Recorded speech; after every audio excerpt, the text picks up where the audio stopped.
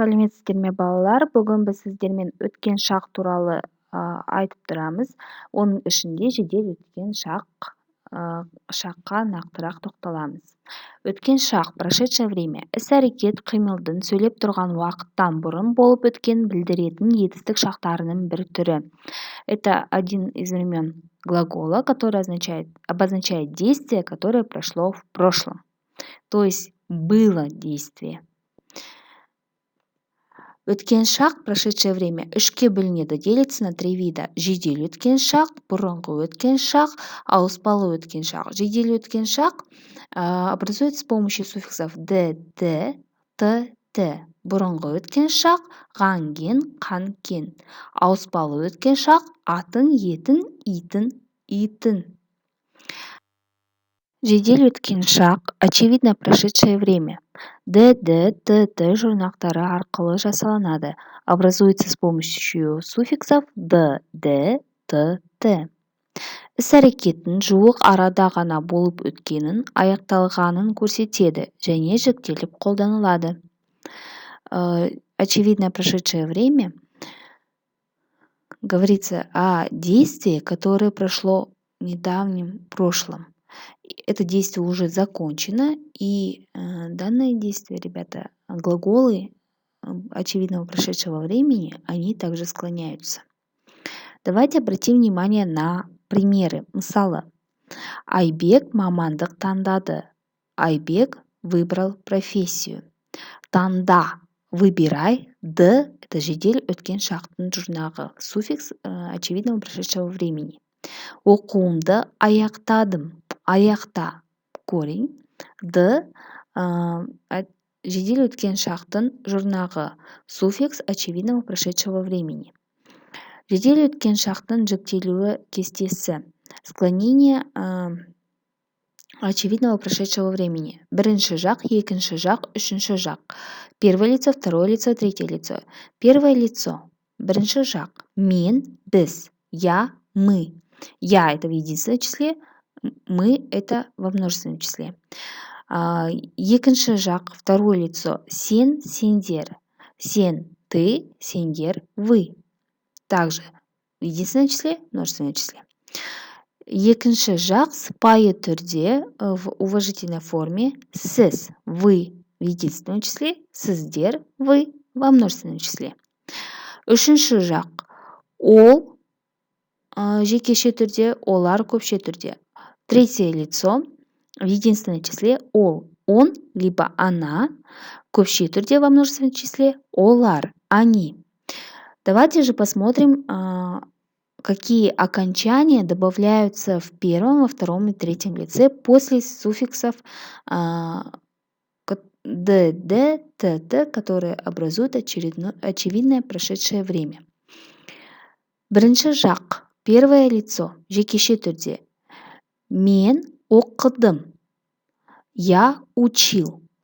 Оқы – это корень слова. Д – это суффикс очевидного прошедшего времени. М – это окончание первого лица жіктік жалғау. Бітірдім. Бітір – корень слова. Д – это жедел өткен шақтың жұрнағы, суффикс очевидного прошедшего времени. После него добавляется окончание первого лица. М. Екінші жақ, второе лицо. Сен оқыдың. Ты учил. Либо ты читал, да? Оқы – корень слова. Д – это жедел өткен шақтың жұрнағы. Ың – это окончание второго лица. Бітірдің. Закончил. Бітір – корень слова. Д – это суффикс очевидного прошедшего времени. Ың – жедел жіктік жалғау. Екінші жақ. Жіктік жалғау второго лица. Сыпайы түрде в уважительной форме. Оқыдыңыз, бітірдіңіз. Также образуется с помощью суффиксов д и окончания ныз, ніс. Үшінші жақ, третье лицо ол, олар. Оқыды, бітірді. Обратите внимание, что здесь идет корень слова ок, затем добавляется суффикс прошедшего, очевидного прошедшего времени д. Беттер также корень слова, затем идет суффикс д очевидного прошедшего времени. Почему в одном из слов д пишется твердое а во втором д мягкогласное Так как ок это твердое слово, к нему добавляется твердое окончание д. Беттер мягкое слово, добавляется окончание мягкое д. Көпше түрі во множественном числе. Бірінші жақ оқыдық, д жедел өткен шақтың жұрнағы, қ жіктік жалғау. Бітірдік, д жедел өткен шақтың жұрнағы, к жіктік жалғау бірінші жағы. Оқыдыңдар, читали, да? Вы читали. Оқы, читай, д жедел өткен шақтың жұрнағы, суффикс очевидного прошедшего времени, ындар окончание второго лица во множественном числе. Бітірдіңдер, закончили, бітір корень слова, д суффикс очевидного прошедшего времени, ндер это окончание второго лица жіктік жалғау. Сіз оқыдыңыздар. Оқы корень слова, д жедел өткен шақтың жұрнағы, ныздар, ныз это окончание второго лица, дар это множественное число, окончание множественного числа. Оқыды, оқы также корень слова, д это суффикс очевидного прошедшего времени. Обратите внимание, ол келіпті, ол келді. Он пришел, он приходил. Как же различить, что д либо т это суффикс очевидного прошедшего времени?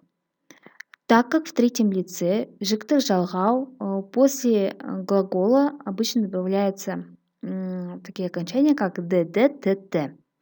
Как же узнать, что данный суффикс означает прошедшее время?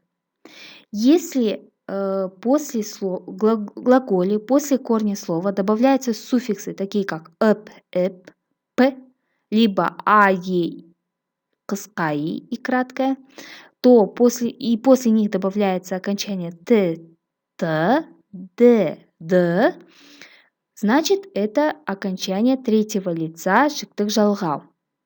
Если же после самого корня добавляется окончание д, т, т, то означает, что это суффикс очевидного прошедшего времени. Вот обратите внимание, ол келіпті, он пришел сейчас, то есть, да? Кель это корень слова, после него добавили суффикс эп, и уже после добавляется окончание т. Значит, это глагол, используемый в третьем лице в настоящем времени. А ол келді, он приходил. Д здесь идет суффикс прошедшего времени, так как он добавляется после корня слова. Ол келді.